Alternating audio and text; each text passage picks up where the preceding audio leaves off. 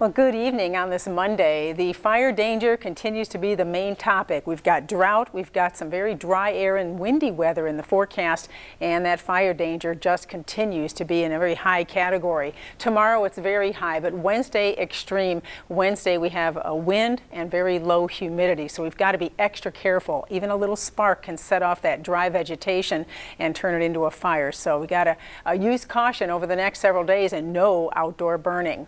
As far as tonight, it's not going to be as cool. Temperatures tonight will stay in the 60s. That wind's going to be breezy all night. And we see the temperatures in the morning starting off in the upper 60s. Notice the wind speeds here up to the upper 20s by afternoon tomorrow. South-southeast winds and temperatures reaching into the 80s. A very warm, windy day tomorrow.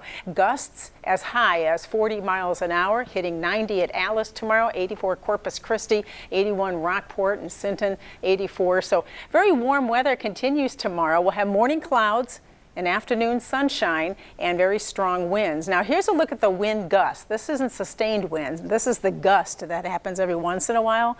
And you'll notice tomorrow morning we already have wind gusts of about 20 to 29 to 30 miles an hour. Look how those come up in the afternoon. Up to near 40 mile an hour wind gusts will be possible. That's a pretty strong wind, but that's not even the strongest. Take a look at this. This is tomorrow night and into early Wednesday morning, 50 mile an hour wind gusts right along the coast, 48 to 50, and a little bit lighter inland, but these are going to continue to pick up again during the day on Wednesday. So with that said, we do have some very strong winds in the morning. Between 3 and 7 will be the strongest wind gusts. Tomorrow, you'll want to get those loose objects secured. We do have a wind advisory beginning at 10 p.m. tomorrow until 7 o'clock Wednesday. What does that mean to you? Well, first of all, loose objects will blow around, especially some of that plastic outdoor, like the chairs and things you may have on your patio. So secure loose objects. High-profile vehicles especially could have some trouble driving with those crosswinds. Keep both hands on the wheel. Plus, some small tree limbs could break, and we could also see a power outage or two in the area. So that's going to be tomorrow night through early Wednesday with the strongest winds. Why? We have another storm system developing. Here it is, shaping up in the west. This cold front, this whole thing is going to pull east over the next few days. We're in the very warm sector out ahead of it, and you can see that with that, we're also going to see severe weather. Not here, but notice a large swath of severe storm potential for tomorrow afternoon and tomorrow night.